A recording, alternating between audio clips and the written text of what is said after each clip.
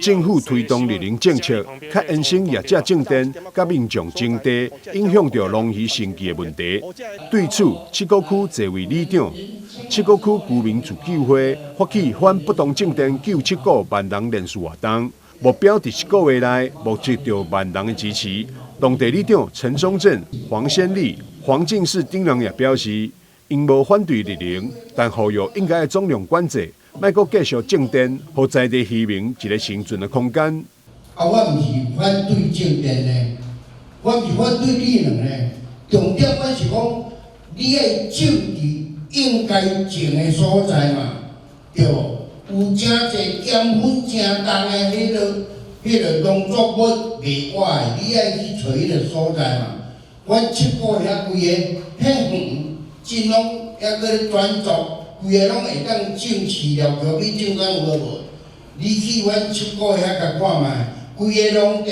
外面即伫咱7股，互咧种电，牺牲着咱7股即片土地来形成即个绿能政策，对咱7股人是极度的无公平，极度的无公平。无重大的发展，结果是甲咱杀落要来种电。你早讲着杀目片，饲杀目。饲粉苗啊，饲虾啊，即摆有饲乌鱼，沿海呢，咱遮有一个小水质有够好，拢是钓鱼的。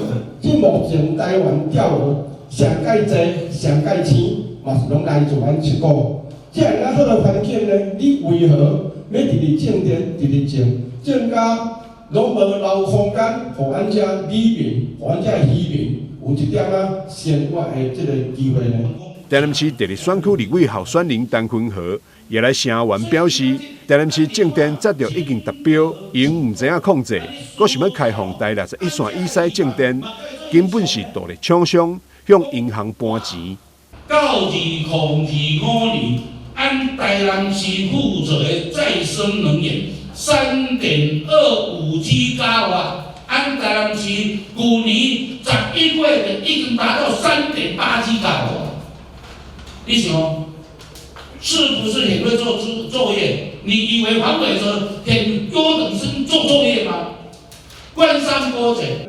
7股区17位里长展开万人连署，反不当种电救7股活动，因嘛会伫26号下晡2点半，要伫7股龙山宫号召万人团结，做伙来反种电。记者张世维采访报道。